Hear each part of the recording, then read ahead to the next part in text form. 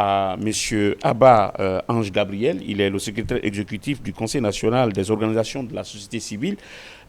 Tout d'abord, avant que les autres, on va donc aller sur ce premier élément de notre émission. Alors, l'avis de grève, on n'est plus maintenant en avis, mais nous sommes dans l'exécution. Alors, quelle est votre lecture de l'actualité concernant cette grève? Merci, M. Camara. Merci à vos collègues journalistes qui sont auprès de moi ici. Merci au général Makosso, que je félicite, que je remercie, parce qu'il contribue aussi à vendre l'image de notre pays et de façon très positive. Donc, l'événement pour lequel il est venu, je l'encourage.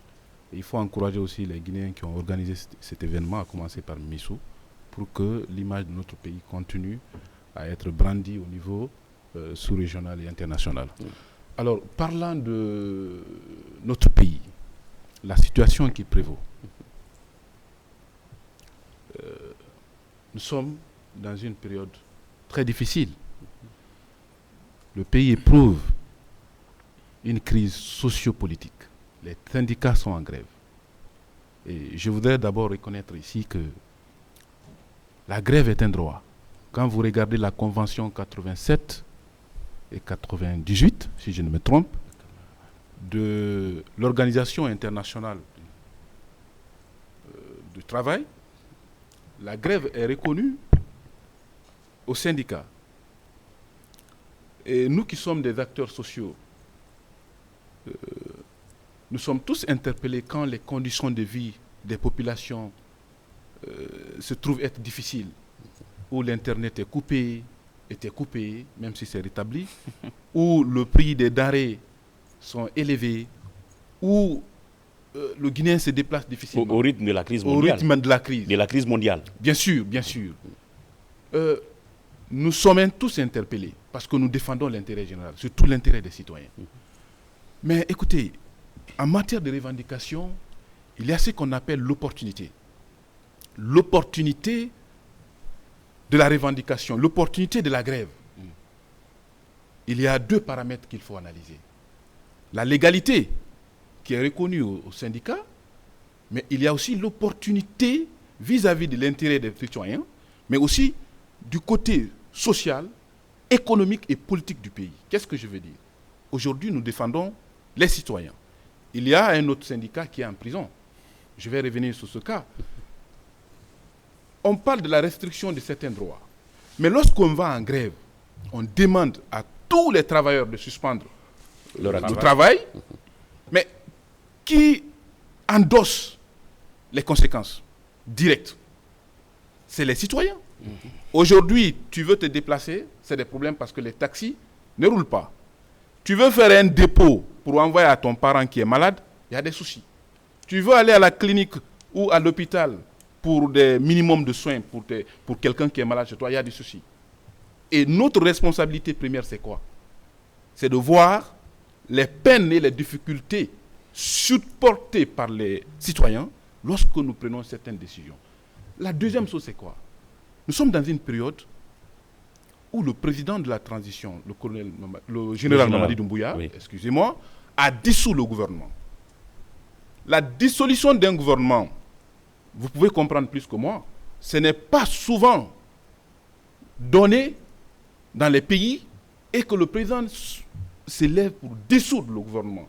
Il y a remaniement du gouvernement, il y a démission du Premier ministre, mais ce n'est pas très courant. Alors, c'est le summum, pour ne pas dire, c'est l'ultime recours qu'un président peut prendre face à la situation d'un pays. Ça voudrait dire quoi? Le président de la République même s'inscrit dans les préoccupations légitimes des populations guinéennes. Des populations et parce que s'il n'estimait pas que les Guinéens sont dans les difficultés face auxquelles le gouvernement n'arrive pas à donner des réponses adéquates, le président n'allait pas dissoudre le gouvernement. Il pouvait faire des remaniements. La simple décision de dissoudre son gouvernement devrait amener l'ensemble des acteurs sociaux que nous sommes, et même politiques, à se ressaisir momentanément. À se ressaisir et à être solidaire au président, parce qu'il a été solidaire aux préoccupations des populations guinéennes. C'est la première observation que j'ai. D'accord. La deuxième observation, c'est quoi? Lorsqu'un président prend une telle décision, qu'est-ce qu'il faut? faut lui donner le temps. Parce qu'il a dissous son gouvernement. Est-ce que le président est mieux placé pour discuter avec les acteurs sociaux? Non. Notre interlocuteur, c'est le gouvernement. Il faut des réponses. Parce qu'il ne faut pas habituer un président à chaque problème du pays, venir s'asseoir avec les acteurs pour discuter. Il va tenir des promesses qu'il ne peut pas réaliser. Parce qu'il n'est pas mieux placé pour comprendre tous les paramètres qu'il faut pour satisfaire les revendications. L'institution la plus crédible, c'est le gouvernement, à travers le ministère du Travail, qui travaille de concert avec les autres ministères sectoriels pour satisfaire les besoins, n'est-ce pas, des acteurs. Alors, qu'est-ce qu'il fallait en cette période? Il fallait donner l'occasion ou le temps, demander au président d'accélérer la mise en place du gouvernement, qui est un interlocuteur direct, n'est-ce pas? Pour une reprise éventuelle. Pour une reprise éventuelle. Oui. Parce que qu'est-ce qu'on va faire? Nous allons pousser le président de la transition à donner des promesses qu'il ne pourra pas réaliser. Après 3 mois, la mise en place du gouvernement, la feuille de route du Premier ministre, du nouveau Premier ministre, peut-être ne pourra pas lui permettre de satisfaire tout ce qui a été promis par le président.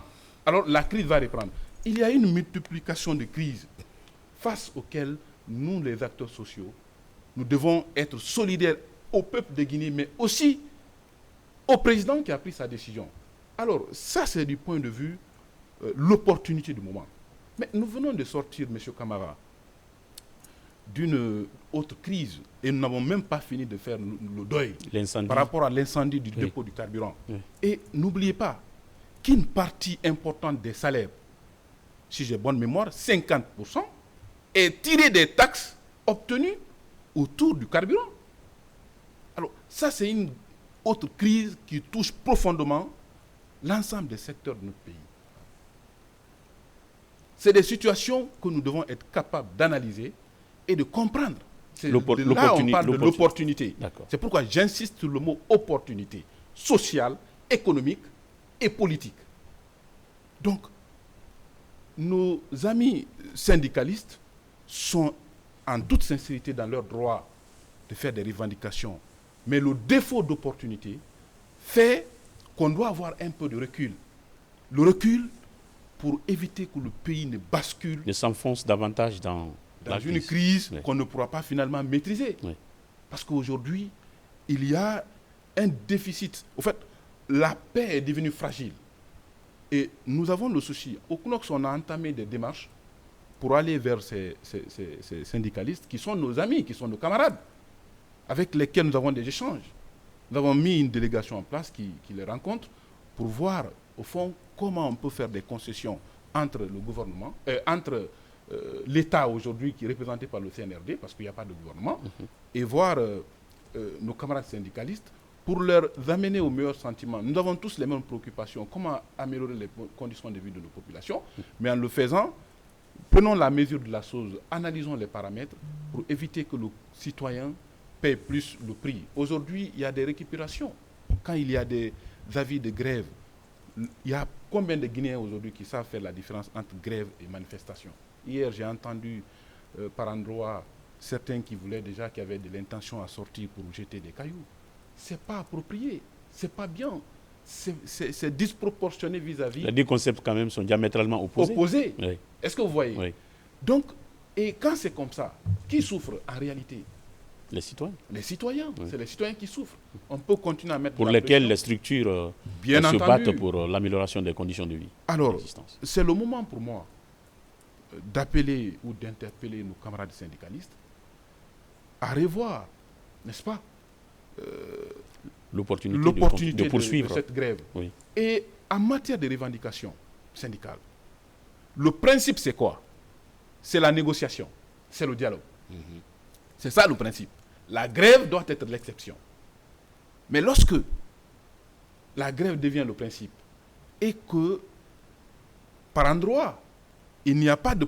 Les gens ne donnent pas de possibilité de se retrouver avec le Conseil national du dialogue social, dont le syndicat même est partie prenante, alors nous allons assister quoi? À l'affaiblissement de nos institutions. Parce que si on ne renforce pas les institutions pour que chaque institution puisse jouer son rôle, on va les affaiblir. Pourtant, notre rôle, c'est quoi? En marge de l'amélioration des conditions de vie des populations, il faut qu'on travaille pour renforcer les institutions, pour que chaque institution puisse jouer son rôle, parce que quand les institutions jouent leur rôle, ça contribue à quoi? À garantir les droits des citoyens, à ce que chacun puisse jouir vis-à-vis des droits qu'il a envers l'État. N'est-ce pas? Alors, mais là où nous sommes, notre collègue Pendessa qui a été emprisonné, nous avons tous manifesté notre mécontentement par rapport à son arrestation. Parce que, M. Camara, n'oubliez pas que aujourd'hui, c'est Pendessa, demain, ça peut être moi, Haba Gabriel, qui soit peut-être interpellé par la justice. On ne souhaite pas. Donc, quand ça arrive à l'un de nos collègues, nous manifestons notre solidarité et nous devons contribuer à faire des propositions majeures pour que l'État puisse comprendre et se mettre au-dessus pour régler les choses sans basculer dans une crise. Mais qu'est-ce qui arrive, M. Camara? Chaque fois que quelqu'un est arrêté, s'il est du monde des journalistes ou du monde social, on aime souvent mettre la pression sur le président ou sur l'exécutif pour qu'il s'ingère dans les procédures judiciaires afin de libérer, n'est-ce pas, celui qui est arrêté. Sans faire recours à la loi. Sans faire recours à la loi. Je vous le jure,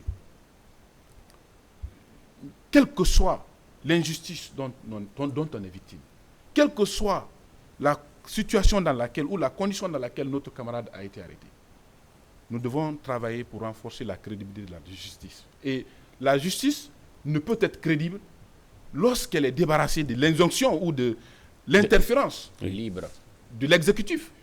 L'indépendance de la justice doit être vis-à-vis de l'exécutif. Alors, moi, nous n'avons pas vu d'un bon oeil qu'on interpelle le président ou le gouvernement à ce qu'il s'interfère dans les procédures judiciaires. On peut attaquer les décisions qui sont rendues. On peut interpeller les magistrats pour juger, n'est-ce pas, de l'opportunité de la paix et de la culture sociale, parce que la finalité de toute justice, c'est quoi? C'est la paix. Tout à fait. Le droit vise quoi? C'est la paix.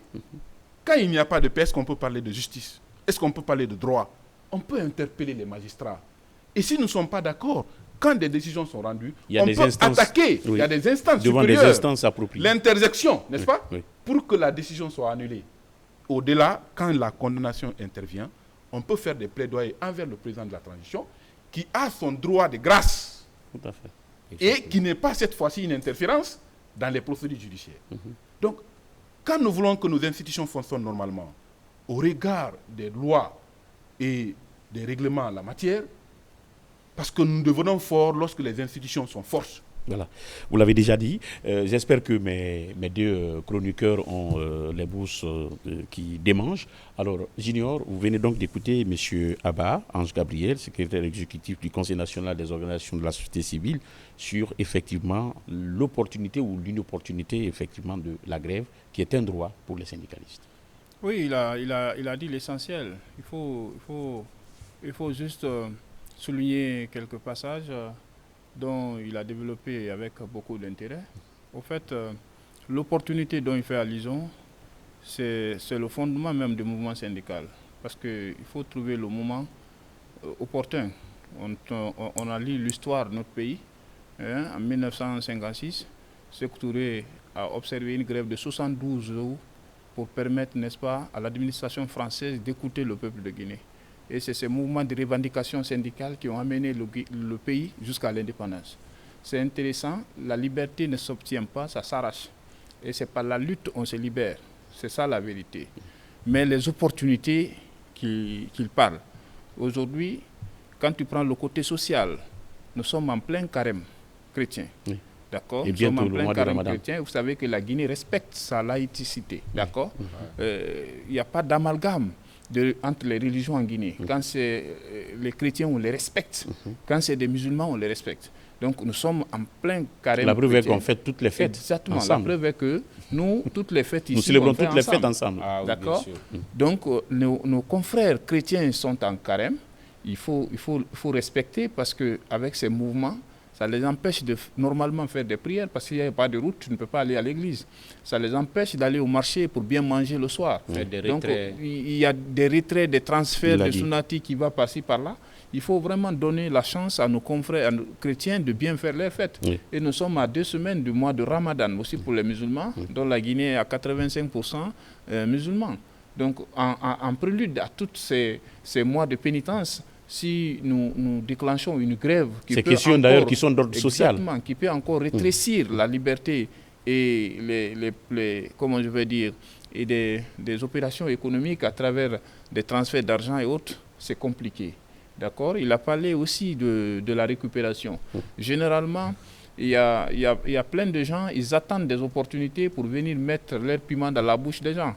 Nous, on n'a pas parlé de manifestation ni de politique.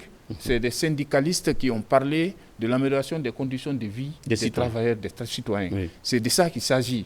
Donc, ceux qui veulent faire la récupération, il faut leur dire qu'ils n'ont qu'à attendre leur opportunité. D'accord? Parce que c'est des gens, généralement, qui sont prêts à amener les enfants dans la rue. Toi, Ismaël, tu passes, tu n'as rien fait à personne, on caillasse ta voiture, c'est pas normal. Étant donné que toi-même tu es concerné. Exactement, étant donné que toi-même tu es concerné. Oui. Je pense que déjà des situations, si c'est entre Guinéens, il serait mieux qu'on aille autour de la table de négociation. Et tout de suite, je viens de parler avec le Conseil national du dialogue social, M. Ali Akamara, qui me dit actuellement, à l'instant où on parle, ils sont déjà en négociation à la Bourse du Travail. À 14h, je dois aller pour des interviews, non seulement des syndicalistes, mais aussi du représentant du gouvernement. Donc, je pense que c'est une crise minime pour la Guinée. Et je pense qu'on a surmonté les grands défis.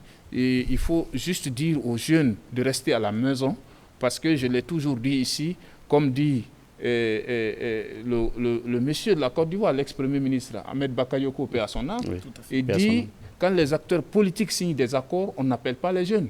C'est quand ils ne s'entendent pas qu'ils nous incitent à sortir dans la rue pour caillasser, pour faire ceci, pour faire cela. Et ça, j'ai un respect religieux pour ce monsieur, paix à son âme, et pour tout le peuple de la Côte d'Ivoire. Donc, Ismaël, c'est pour dire que la Guinée, on est très mûr, on sait comprendre nos sujets, on sait résoudre nos sujets ici sur place, et je pense qu'il n'y a pas de panique dans la cité et tout le monde reste tranquille.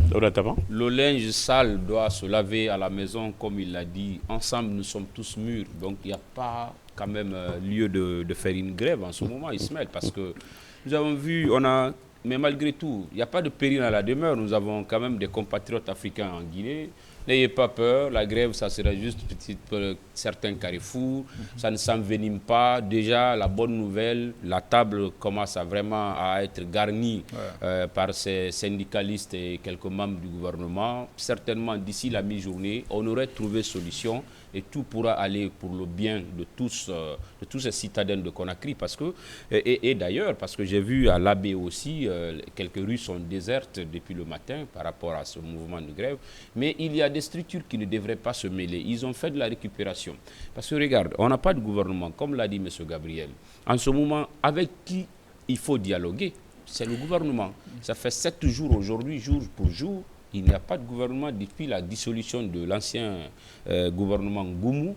Donc nous attendons de voir, certainement les 2 jours qui vont suivre, on aura appris le nom du nouveau gouvernement. Comme nous allons y revenir d'ailleurs tout à l'heure par rapport au portrait robot d'un futur Premier ministre. Voilà. Alors, Monsieur Haba, moi je voudrais vous poser une question. Aujourd'hui, c'est vrai, on a quitté un peu cette peau, on s'est débarrassé de cette peau de grève. Parce que la grève, à mon avis, c'est de brandir quelque chose, un message sur des pancartes, des t-shirts, des gadgets de communication que vous avez dans la rue pour dire, messieurs les membres du gouvernement, monsieur le président, c'est ce que nous voulons, on n'a pas ça, on veut ça. Aujourd'hui, la forme là nous a quittés. Parce que quand on parle de grève, on parle de l'axe par exemple. Il n'y a que ces petits gamins, moins de 12 ans, de 15 ans, qui sont là. Non, ça c'est la manifestation, mais non une grève. C'est ce que je dis, on a quitté la peau de la grève. C'est-à-dire, la grève, c'est pour revendiquer et écrire un message sur des pancartes. Mais dès qu'on dit grève, ça se transforme en manifestation. C'est de ça que je veux parler. Quel est votre message aujourd'hui par rapport à ces jeunes qui se comportent ainsi, quand même, dans certaines rues de Conakry? Merci beaucoup. Je voudrais apporter une précision. Quand on parle de grève et quand on parle de manifestation, en termes de marche, c'est différent. Quand les syndicats appellent les travailleurs à observer une période de grève, qu'est-ce que ça veut dire? Dans le terme plus simple. Ça voudrait dire quoi? Les travailleurs, restez à la maison, ne venez pas travailler.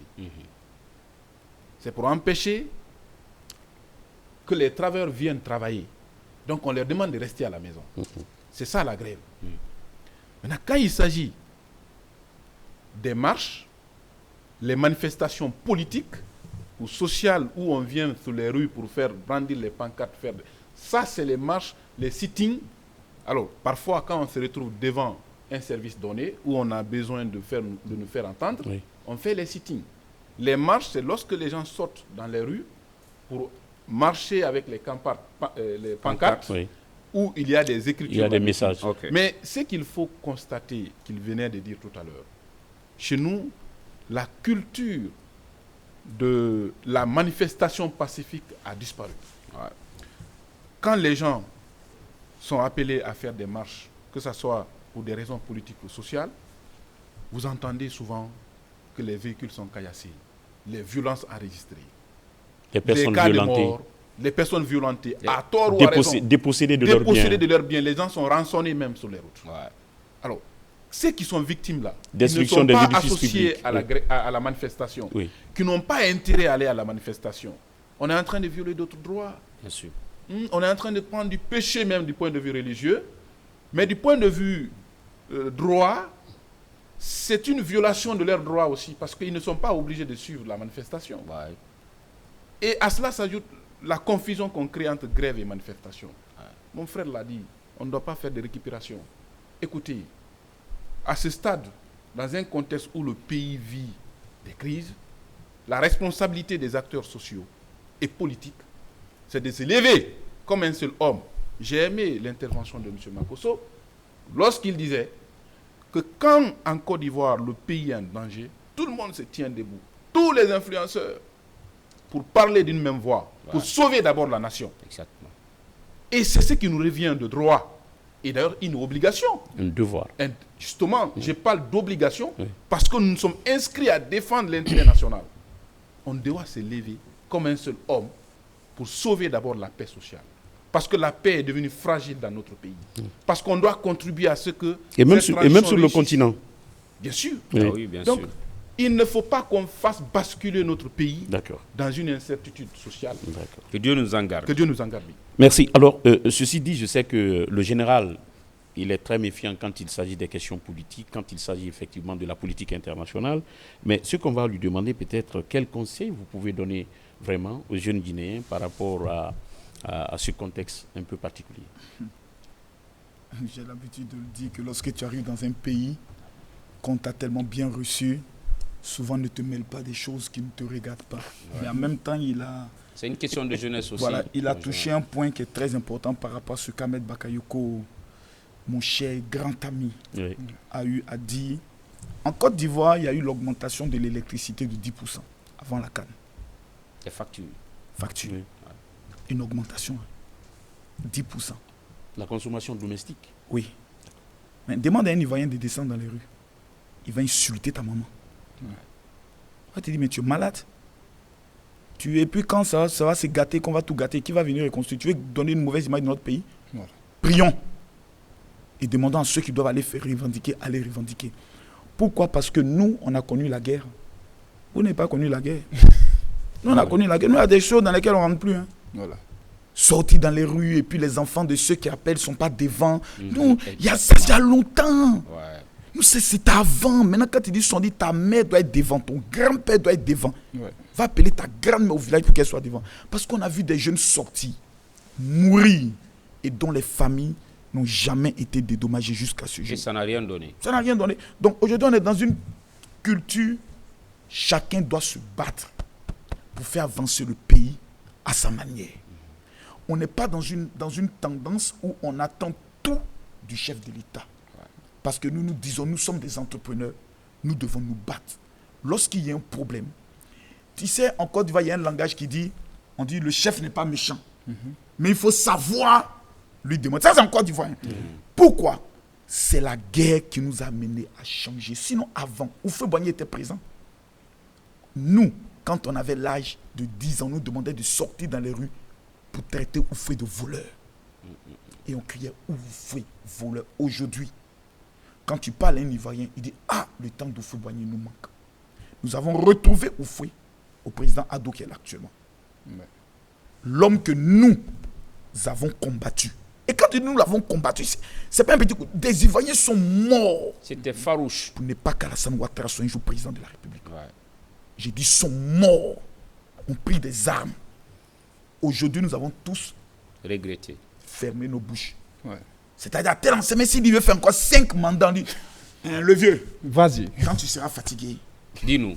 tu nous dis. Parce que, vraiment, Le général Makosso, sur le finalement, plateau de on l'émission s'est dit d'Élysée Koloma. qu'il faut donner la chance Ouais. à ce monsieur de travailler. Et quand il est venu, il a fait un pacte social Ouais. avec les syndicalistes et autres. Ils sont appelés autour d'une table. Il dit, nous sortons de guerre. Est-ce qu'on peut me permettre, pendant 5 ans, qu'il n'y ait pas de mouvement, qu'il n'y ait pas de grève, et vous me laissez améliorer votre situation. Donnez-moi 5 ans. Oh. Ils ont signé ce contrat. 5 ans plus tard, augmentation de salaire. C'est-à-dire, ce qu'il a dit, Oui. c'est répercuté automatiquement. Donc, il y a ce qu'on appelle le temps. Parce qu'il y a plusieurs priorités Parce que à la fois. nous, en Côte d'Ivoire, je parle de la Côte d'Ivoire. Oui, je parle de la Côte d'Ivoire. Nous, notre exemple. Parce qu'en Côte d'Ivoire, par exemple, le syndicat des étudiants, qui appelait souvent aux grèves, était contrôlé par le Front populaire ivoirien, parti du président Laurent Gbagbo. Parce que vous comprenez. Donc, il y avait des branches syndicalistes qui étaient tenues par des partis politiques et qui les activaient pour sortir. Et les étudiants se découpaient à la machette. Lorsqu'on parle du syndicat le plus violent en Afrique de l'Ouest, c'est la FICI. La FECI, oui. Le syndicat de la Côte d'Ivoire, D'où est devient Charles sorti Blé Goudé, Guillaume Soro. Guillaume, Ouais. qui aujourd'hui était le chef de la rébellion. Blé Goudé qui était le chef des jeunes patriotes, qui est allé jusqu'à la haie et autres. Parce qu'ils avaient cette fougue et autres. Aujourd'hui, le même syndicat s'est transformé en parlant d'une haute stratégie, haute manière de revendiquer. Et les choses évoluent au fur et à mesure. Moi, le message que je donne à tous les jeunes africains est un message qui est simple. Si dans ce qu'on te dit de faire, tu n'as pas ton intérêt personnel, Ne le fais pas. frère, parce que le jour où je tombe là, c'est ma maman seule qui va pleurer. Exactement. C'est ma mère seule qui va pleurer. Et le vide qui sera créé. Et le vide qui sera créé, c'est ma mère qui sera...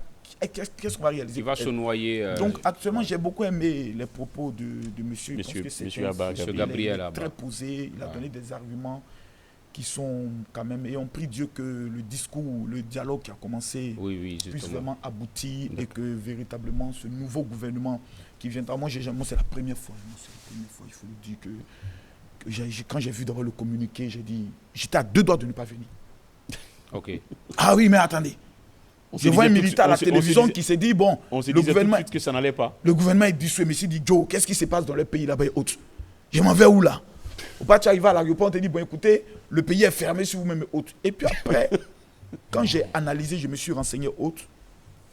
Quelqu'un au niveau de la Côte d'Ivoire m'a dit, si un militaire décide de dissoudre le gouvernement, c'est que ce qu'il attend de ce gouvernement n'est pas ça.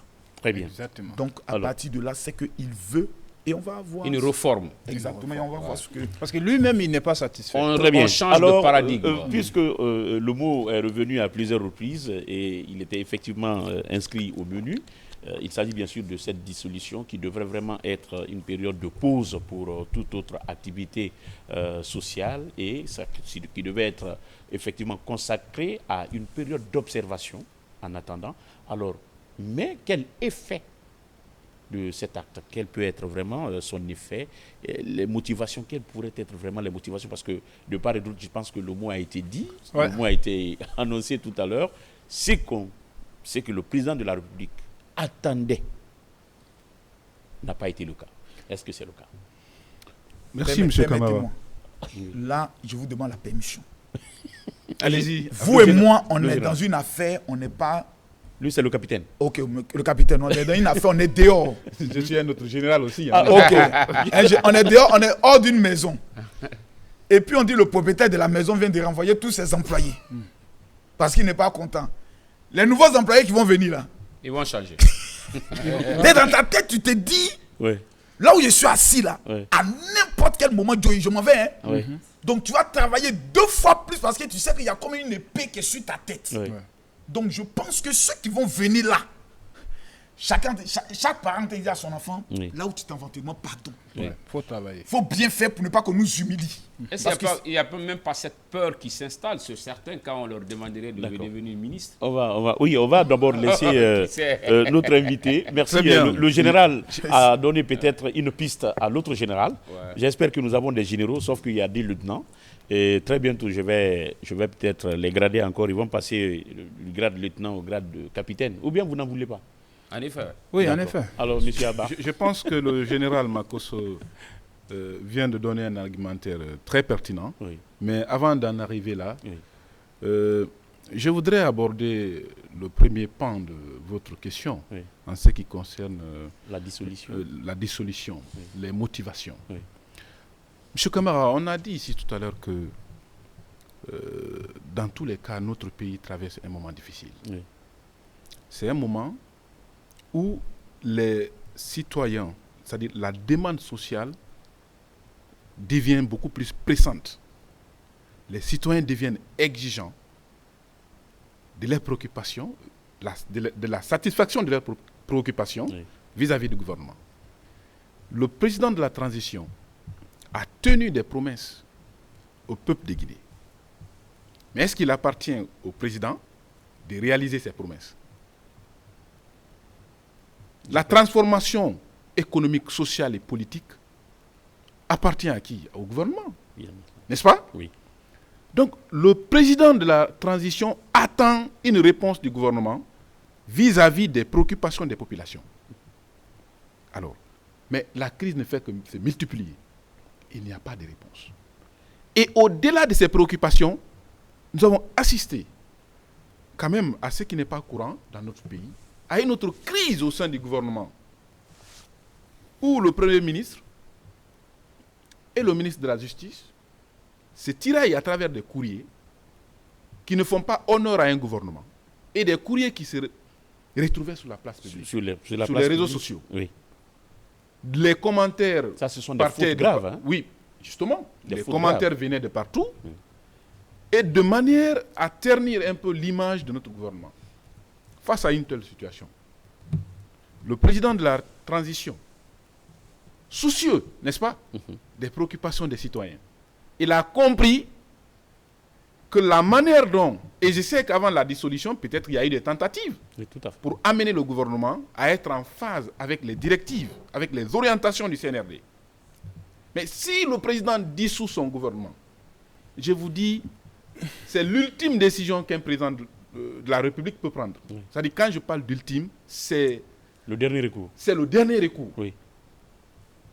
Alors, je ne suis pas dans les secrets du président pour savoir exactement quelle est la dernière motivation. Mais je sais que dans ces motivations, il existe des difficultés qu'on traverse et qui n'ont pas de réponse. Ou les réponses sont insatisfaisantes par rapport à l'attente, n'est-ce pas, des populations. Oui. Et j'insiste là-dessus, un président qui prend une telle décision, notre devoir est de rester solidaire parce qu'il nous a compris et il se trouve être en phase avec l'aspiration légitime des populations, en phase avec la demande sociale. Ça veut dire qu'il veut respecter ses engagements vis-à-vis du peuple de Guinée. Ça veut dire qu'il ne veut pas décevoir les Guinéens. Sinon, j'avoue, il allait remanier, il allait faire un remaniement. Partiel. Un remaniement partiel. Mais ils sont venus, ils ont dissous tout le gouvernement. Ce n'est pas souvent récurrent. Il faut voir, dans tous les autres pays, que ce soit en Afrique ou ailleurs. Alors, pour moi, ces paramètres font partie des motivations. Mais quelles seraient les conséquences? Aujourd'hui, d'abord, c'est une décision qui a soulagé l'essentiel des Guinéens. L'opinion publique, vous avez vu sur les réseaux sociaux, parce que pourquoi je parle des réseaux sociaux? Aujourd'hui, la place publique où les citoyens se font beaucoup plus entendre, c'est les réseaux sociaux. Vous avez vu comment les citoyens ont exprimé leur contentement par rapport à la décision. Parce qu'ils ont compris, ils ne sont pas contents parce que le gouvernement est parti, ils sont contents parce qu'ils ont compris que le chef de l'État s'inscrit dans leurs préoccupations. Alors, c'est ce qui fait que beaucoup ont manifesté leur contentement. L'autre chose qu'il ne faut pas oublier, je ne vais pas faire la langue de bois, et je ne suis pas contre le gouvernement qui est dissous. Mais en réalité, ce gouvernement n'était pas à l'écoute même de la société civile qui voudrait contribuer aux réformes du pays. Parce qu'on a compris dans les discours du CNRD qu'il y a des bonnes intentions pour engager des réformes afin de fonder les bases, n'est-ce pas, d'une démocratie effective, d'un développement durable. Comme le stipule justement, les pliés. Exactement, les pliés d'un développement. Du CNRD. Justement, comme le stipule d'ailleurs les 5 valeurs. Les 5 valeurs. Alors, mais il y a combien de départements aujourd'hui? Je vous donnerai les copies des mémos, des documents de proposition pour des réformes, que ce soit au niveau de l'éducation, plusieurs secteurs. Mais monsieur Camara, une seule rencontre pour permettre de discuter de ces paramètres-là. Toutes les rencontres qu'on a eues, c'est des rencontres politiques avec le gouvernement qui est en place. Mais les rencontres qui visent, n'est-ce pas, notre contribution aux différents secteurs, ah non, ça a été difficile de la part de certains départements ministériels. Je ne vais pas dire tout, parce que moi j'ai participé, n'est-ce pas, à Dubaï, à la table ronde des bailleurs, qui avait pour objectif de mobiliser, n'est-ce pas, les partenaires de la Guinée à financer, n'est-ce pas, notre programme de développement pendant cette transition, le PRI, le programme de référence intérimaire. Donc, je reconnais par endroit... Le maître d'ouvrage est là. Par rapport à l'élaboration des politiques publiques, certains ont fait des efforts, mais par contre, d'autres ne veulent même pas sentir des contributions qui ne viennent pas de leur département. Ce n'est pas donné, ce n'est pas logique dans le cadre de la gouvernance d'un pays, surtout en matière de transition. Donc, je pense que, je termine par la communication du général Makosso, qui disait que ceux qui sont dehors, qui ont vu que le chef de l'État a vidé tous les membres de sa famille pour de telles raisons, je pense qu'ils ne feront pas les mêmes choses quand ils vont venir. Ça devient un exemple et une leçon à tirer pour ceux qui seront là. Très bien. Alors nous allons poursuivre avec d'ailleurs cette dernière phrase, parce que vu que on en a déjà parlé, effectivement, cette dissolution, et à votre absence, nous allons évoluer parce que le temps est en train de... Mais on a droit à 2 phrases quand même. Bon, on a droit à 2 phrases. On avait déjà analysé. On a droit à 2 phrases parce qu'on n'avait pas tout dit. Mais ce qu'il faut aussi retenir, on ne dit pas à un président pourquoi tu as enlevé tel, pourquoi tu as nommé tel. Ce sont plein de droits. Oui. Mais dans son pouvoir discrétionnaire. Mais j'avoue que depuis près de 15 ans, le budget du gouvernement, c'est-à-dire le montant qu'on a mis à la disposition des départements ministériels pour des projets de développement, n'a jamais été fait depuis plus de 15 ans en Guinée. Il faut reconnaître cela parce que c'est cette année où on a fait 46% des dépenses de l'État dans l'investissement. C'est chaque département a 2 budgets. Il y a le budget de fonctionnement, il y a le budget d'investissement. L'investissement est parti pour cette année jusqu'à 46% des dépenses de l'État. C'est des centaines de milliards de francs guinéens. Il faut reconnaître. Mais on a quand même fait un constat que jusqu'en décembre passé, plusieurs départements n'avaient pas réussi à décaisser 50% de leur budget. Parce qu'il n'y avait pas de projet bancable. C'est une faiblesse. Ah, d'accord. Merci d'avoir apporté quand même cette précision qui vient réconforter également les arguments ou les explications de notre invité. Alors, nous sommes effectivement en face parce que là, tout le monde se trouve dans l'incertitude. Alors, sur la nature du futur gouvernement, à l'issue de cette dissolution, il y en a qui vont même parler d'un gouvernement technocrate, il y en a qui parlent effectivement d'un gouvernement d'union nationale, il y en a qui vont jusqu'à demander que tous les ministres soient des militaires et que vraiment les autres cadres des départements soient des civils. Donc, chacun y va de son commentaire et de son analyse, de son opinion, ce qui est normal dans un pays où il y a quand même la liberté d'expression, il y a la diversité effectivement des idées. Mais vous, en tant que société civile, que pensez-vous, n'est-ce pas, de toutes ces explications, de ces pensées, de ces réponses, de ces propositions, hein, et quel type de gouvernance vraiment il faudrait-il vraiment pour la suite de la transition? Merci pour la question qui se trouvait très pertinente. C'est normal, quand il y a un fait comme ça, chacun y va de son commentaire pour apporter des argumentaires, pour apporter sa contribution à ce que le chef de l'État puisse prendre la bonne mesure afin que, n'est-ce pas, le gouvernement qui sera mis en place puisse répondre à l'aspiration du peuple de Guinée. Oui. Mais je voudrais attirer l'attention de tout un chacun de nous et de l'État par rapport à la décision de mise en place du nouveau gouvernement. Il faut qu'on évite les erreurs du passé. Il y a une pression, c'est vrai.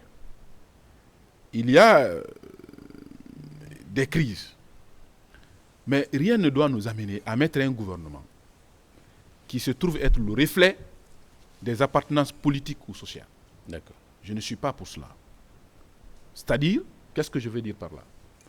Mettre un gouvernement en demandant aux partis politiques De désigner. et aux entités sociales désigner tel nombre de personnes, pour mettre en place un gouvernement. Il faut exclure ça de notre gouvernance. D'accord. Il faut mettre en place un gouvernement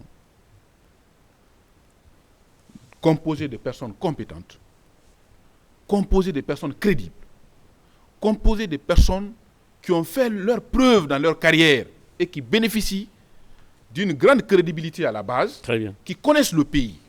Cette fois-ci, il ne faut pas mettre l'accent sur des CV enjolivés qui ne reflètent pas, n'est-ce pas, les valeurs intrinsèques des personnes concernées. Il faut aller au-delà, il faut analyser, il faut trouver des Guinéens qui ont fait preuve. Il y a des Guinéens pour lesquels les citoyens à la base ont... Parce que nous sommes dans une phase où la question de réconciliation se trouve être en jeu. Il faut trouver des gens qui sont capables de rassembler les Guinéens autour des objectifs, n'est-ce pas, d'unité nationale et de réconciliation. Ça, c'est un. L'autre chose, c'est quoi? Vous allez trouver que parmi les politiques ou parmi les acteurs sociaux, il y a des personnes crédibles, des personnes qui répondent effectivement à ces critères. Ça ne veut pas dire qu'il faut les exclure. L'État doit avoir la capacité d'amener ces personnes sans qu'ils ne soient, n'est-ce pas, des gens qui prêtent allégeance à leur QG politique ou social. À leur structure de base. À leur structure de base. Oui. C'est ce qu'il faut éviter. Oui. Que lorsque quelqu'un est désigné, qu'il n'a les comptes à rendre, par exemple, qu'à sa structure de base, ou qu'il soit téléguidé par sa structure de base. Quand on fait cela, on est en train de préparer d'éventuelles crises qui va engendrer notre pays.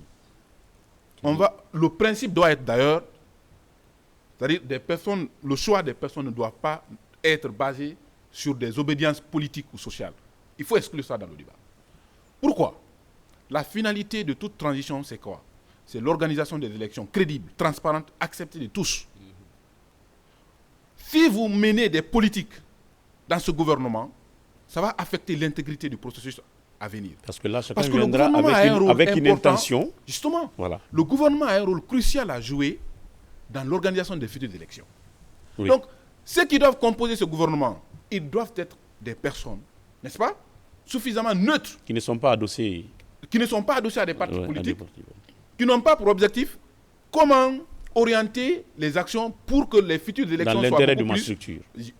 dans l'intérêt de ma structure De de ma base. structure, oui. Alors, que chaque structure travaille, contribue à la réussite de la transition pour qu'on ait des élections libres et transparentes. La société civile a son rôle à jouer. Pourquoi on va aller dans le gouvernement? Pourquoi nous n'allons pas rester pour faire notre travail? Déjà, les partis politiques aussi ont leur travail à faire. Alors, que chacun fasse des contributions. Nous avons des cadres quand même qui flottent. Justement. Alors, s'il y a des personnes crédibles que le CNRD estime, n'est-ce pas, qui sont des personnes qui peuvent refléter un ensemble de critères pour être ministre, il faut les prendre, mais qu'on débarrasse, n'est-ce pas, la procédure liée À la politique ou ou au cordon structurel. des partis politiques ou sociétés civiles. Oui. Et il faut exclure ça dans le débat. Voilà. Moi, Oui. Pour terminer, Oui. oui. Oui. Nous souhaitons tous que cette transition réussisse. Oui. Parce que si elle ne C'est dans réussit l'intérêt pas, de tous. Oui. on a des centaines d'années encore de retard. Donc, quelle que soit la pression, on doit savoir faire des bonnes propositions. Au-delà des réclamations que nous faisons, notre rôle, c'est de pousser, n'est-ce pas, l'État vers les meilleures réformes. C'est de leur faire des propositions pour la transformation structurelle, environnementale, politique et sociale. On ne doit pas seulement avoir pour objectif, n'est-ce pas, de contribuer à la gouvernance en étant acteur du gouvernement. Non, on peut être acteur de développement sans être ministre, sans être nommé directeur. Tout à fait. Sinon, la raison pour laquelle nous existons en tant que structure sociale ou politique, cette raison disparaît. Les partis politiques, ils attendent les élections. Au moment des élections, ils vont compétir. Mais si tu veux être arbitre et joueur au même moment, c'est-à-dire, tu veux être celui qui organise les élections, et tu es dans le gouvernement, mais tu veux être aussi celui qui va compétir. Quelle est l'intégrité qu'on peut réserver pour le processus électoral? Et tout cela, d'avance avait été quand même épargné par le CNRD. Bien sûr, donc c'est une interpellation pour qu'il continue. Il faut qu'il revienne sur les objectifs de départ. Il ne faut pas qu'on détourne les objectifs de la transition. D'accord. Rapidement, parce que le temps est en train de... Et je sais que notre général... Moi, j'ai envie de prolonger le séjour de notre général, mais allons rapidement pour qu'on puisse le libérer. On a donné beaucoup de temps à notre invité. Oui. Et moi, j'apprécie beaucoup ses analyses. Oui. Et ce qu'il faut aussi rappeler au CNRD, à l'entame, le président de la transition avait dit que ni lui, ni les membres du CNRD, ni les membres de son gouvernement ne seront candidats. Ça, c'est déjà pour répondre à l'inquiétude qu'on ne peut pas être ministre et être candidat, ou on ne peut pas être représentant d'un parti politique dans notre gouvernement de transition. Là, on n'a pas de décision à prendre, mais on propose qu'on ne veut pas un acteur politique qui a au sein du futur gouvernement. Voilà, dans le futur gouvernement, parce qu'il va venir pour défendre son parti et non pour l'intérêt du pays. Ça, c'est déjà martelé pour tous. Mais aussi, Ismaël, je voudrais dire qu'on va aussi essayer la compétence nationale. La compétence nationale veut dire quoi? Les cadres qui sont issus de nos universités sont aussi capables. Généralement, on fait référence aux cadres qui ont fait des études ailleurs, mais ça ne porte pas souvent le résultat que nous attendons. Des CV. Exactement. Des CV embellis. Exactement. Ce que nous attendons, on n'a pas ça. Cette fois-ci, nous voulons un gouvernement qui travaille, un gouvernement qui aime la Guinée. Parce qu'un membre du gouvernement, c'est celui-là qui doit aimer son pays. Parce que quand tu aimes ton pays, tu vas travailler pour son développement sociopolitique et économique. C'est le plus important. Maintenant, en ce qui est du choix du PM, comme tu l'as dit. Le portrait robot, ça c'est autre chose. Le portrait robot du PM que tu as dit. Nous voulons un PM qui a le dos large, pas un PM qui est nerveux. Un PM qui sait faire le discernement, qui peut écouter tout le monde. Qui a une certaine maturité. Exactement, qui a une certaine maturité pour faire des analyses sur les accusations des poses de pierre. De gérer sa troupe. De gérer, d'accepter. Quand tu gères une équipe gouvernementale, tu es un père de famille, d'accord, tu dois pouvoir t'inscrire dans cette logique de faire comprendre aux Guinéens que tu es capable de mettre tout le monde ensemble. C'est intéressant. C'est intéressant. Daouda Taban? Vu le temps, on pourra quand même dire que il faut que les uns et les autres vraiment se comprennent, parce que la dissolution, c'est vrai, c'était un coup de massue comme ça. Tac, on dit, on a enlevé tout le monde, mais le président a raison quelque part. Sur l'écran. Justement, il a dit, hein, ça crie le courant, ça crie l'Internet, ça crie les denrées alimentaires. C'est comme si on a mis des gens qui n'étaient pas vraiment à la hauteur, qui ne pouvaient pas vraiment faire quelque chose. Tout n'est pas négatif, hein. Il y a quand même eu des bons grains dans le gouvernement, on ne cite personne. Mais vraiment, on voudrait maintenant avoir un gouvernement qui pourrait répondre à l'aspiration du peuple. Le peuple ne demande pas trop, Ismaël. Faites les routes, donnez l'eau, faites des hôpitaux où ils peuvent se traiter sans avoir beaucoup de difficultés. Essayez de mettre en place des infrastructures scolaires, les écoles et les universités. Il était hier à l'école, le général, mais il s'est senti un peu dans une harmonie où les étudiants aussi sont à l'aise dans des infrastructures où tout est possible d'apprendre sur place. Donc les compétences nationales également doivent revenir sur la table. Il y a des Guinéens aujourd'hui qui vivent ici, qui connaissent les difficultés des gens, qui montent dans les minibus, qui montent dans les bakas, qui savent, comment et jusqu'à quel niveau se trouve un peu la demande sociale. Donc, envoyer quelqu'un juste à travers un CV enjoveli, comme il l'a dit, nettoyer, peindre de toutes les manières, dire que j'ai fait de telles études, parce que pour être chef ici, le plus souvent, on dit docteur ou professeur. Ça ne veut rien dire, c'est l'applicabilité de ta compétence-là, la pratique de ta compétence-là sur le terrain, c'est ce qui intéresse le savoir-faire. On n'a pas besoin de parler de micro ou de macroéconomie, mais le panier de la ménagère, c'est ce qui intéresse d'abord le mais il est intéressant quand même d'être au diapason de de l'actualité mondiale, l'actualité internationale, parce que quand on parle de crise, il faut faire une proportion, un rapprochement entre les réalités de ton pays et les réalités vraiment qui entourent le monde entier. Parce qu'aujourd'hui, quand on sait que tout ce que nous amenons dans notre pays ne sont pas produits sur place, et la crise, il faudrait quand même comprendre par quel est le processus d'acheminement, n'est-ce pas, de tout ce que nous consommons également dans le pays. C'est extrêmement important. Cela pourrait vous amener à mieux comprendre, si tel prix a grimpé, c'est parce qu'il y a eu telle ou telle situation. C'est extrêmement important. La question concernant le portrait robot du PM... Je voudrais bondir sur ta dernière intervention. Merci. Juste en 2 secondes. Ok. Exactement. C'est pourquoi on a besoin d'un gouvernement qui comprend ces phénomènes et qui est capable de faire comprendre les populations.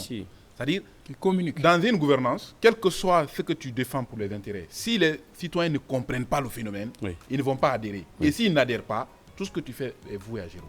Donc, il faut être capable de faire comprendre les citoyens les difficultés que le gouvernement a, les crises au niveau international, pour que les gens adhèrent à votre politique. Donc, pour revenir au portrait robot, le temps nous fait défaut.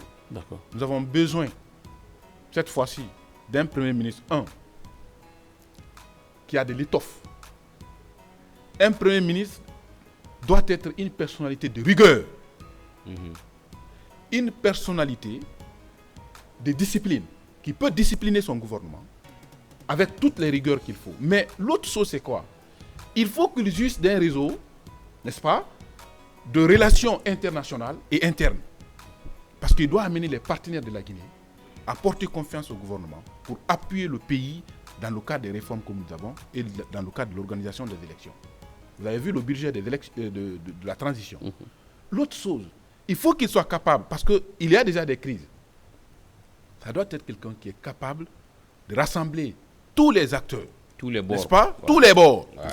Quelqu'un qui est neutre, qui bénéficie de la confiance de tous les acteurs, qui peut mettre ensemble ces Guinéens-là, femmes et hommes, pour leur dire, voici notre pays. Préférons-nous nos intérêts personnels au détriment de la Guinée? Non. Comment on peut mettre la main ensemble? Il faut amener les partenaires sociaux que nous sommes à comprendre ce phénomène. Merci beaucoup. Pour le bien-être. Merci. Le général Makosso, le mot de fin, parce que nous allons nous quitter. Écoutez, le mot de fin, tout ce que je souhaite à ce beau pays, c'est la paix. Amen. Et prions Dieu afin que l'homme, que le président de la République aura à désigner pour ce nouveau gouvernement, soit quelqu'un qui va venir accomplir le rêve que ce président a. Parce que prendre un risque, comme ils ont pris ce risque de descendre de tout le monde, c'est un risque où tu es entre la vie et la mort. C'est-à-dire c'est des personnes qui ont défié la mort. Il faudrait qu'on puisse prier afin qu'ils puissent réaliser ce pourquoi ils ont pris ce risque. Que Dieu bénisse la Guinée et aussi les grands acteurs. Voilà, ça, ce sont des gens qu'il faut écouter souvent. Merci, Général Makosso. Merci à M. Ange Gabriel Abba.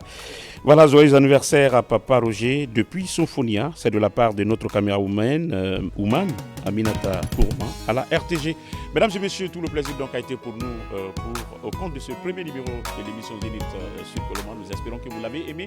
Demain, vous aurez également d'autres invités par rapport à d'autres thématiques extrêmement importantes. Merci à l'ensemble de l'équipe technique, mais également la réalisation, sans oublier les invités. On a du mal à en tout cas laisser partir notre Makosso, notre général, mais le temps fait de quoi, on va donc le laisser partir et il a promis de revenir au pays et comme ça on aura